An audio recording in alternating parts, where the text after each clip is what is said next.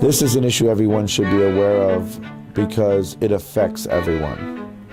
It affects people, it affects businesses, it affects government, and it affects children and seniors.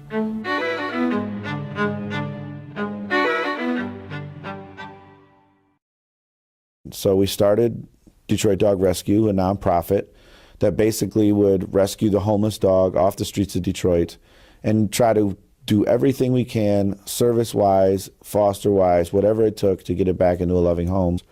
And so we went to the city of Detroit, and their public affairs office told us that there was 50,000 strays. You see a lot of dogs, you think 50,000 it could be a low number.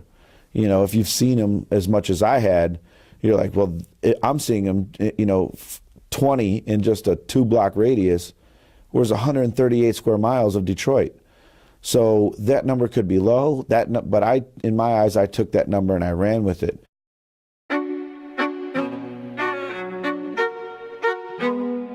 There are over 70,000, maybe 80,000 abandoned buildings in Detroit.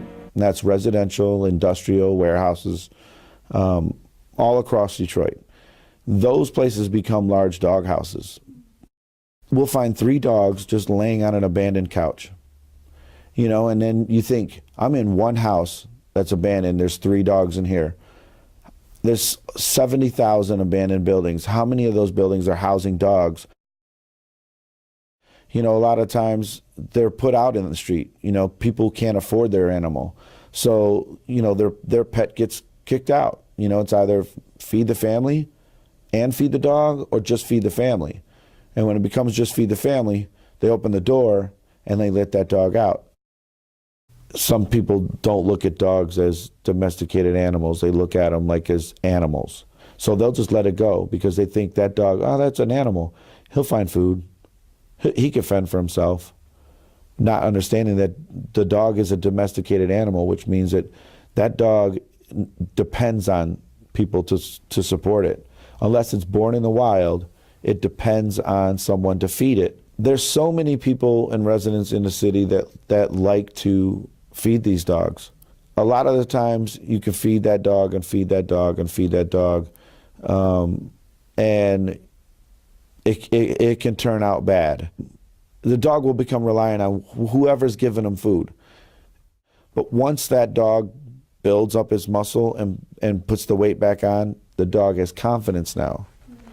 And if you don't know the history of that dog, then you need to be aware that dog sometimes, when they build that confidence up, now they've got that anger in them.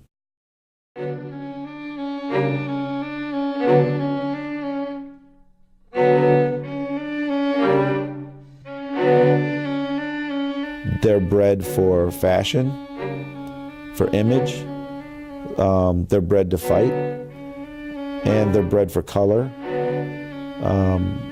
And it basically has become the Detroit dog, and I believe it's become the American dog because now you're seeing pit bulls everywhere. Pittsburgh, St. Louis, New Orleans, LA, New York. A lot of the times the pit bull is because they can sell them for cheap.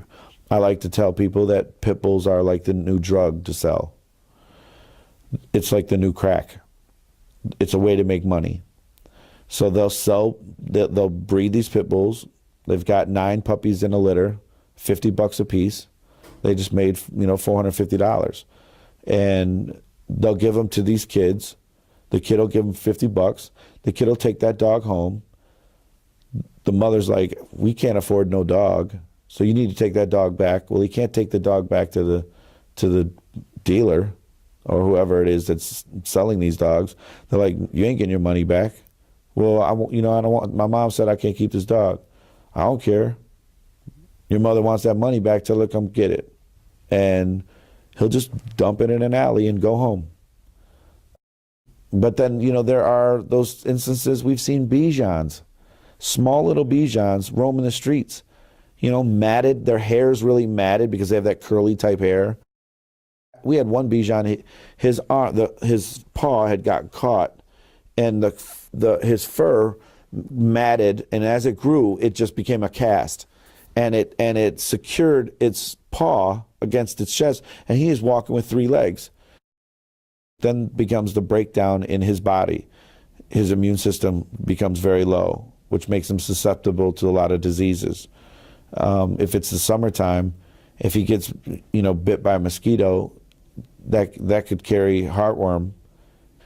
When a dog has heartworm, you have to keep it really, quiet in a controlled area, because there's worms, in its heart. Those worms can kill that dog. They can cause cardiac arrest, and that's it. We have parvo cases, which is a very nasty disease. So people sometimes don't even have the ability to do that. They can only afford the food. I think the main issue that they deal with is the economic disaster that's happened. They wouldn't even be in the situation they were in if people could afford their animals. Detroit being one of the hardest hit cities in the United States, and now declaring bankruptcy, which is incredibly, big for, a city that size. The animals do suffer. This is a situation that people need to be aware of, because it does affect everyone. It affects postal carriers, because so many times they can't go down the street and deliver mail because there's a pit bull that's down the street barking at them. And then there's schools. So many times principals call me and say, Hush, can you come over to our school? There's 3 stray dogs that are blocking this door, and our kids can't go out for recess. No problem.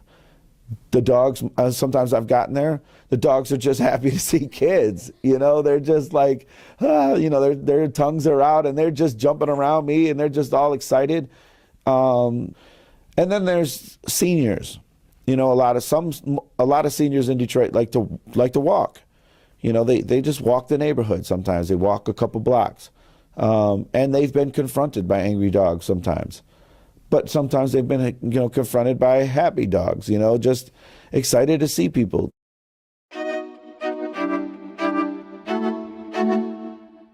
I felt like I needed to do something. Like I needed to get these dogs off the streets. They belong in somebody's home, because it does affect everyone in every sense of the word.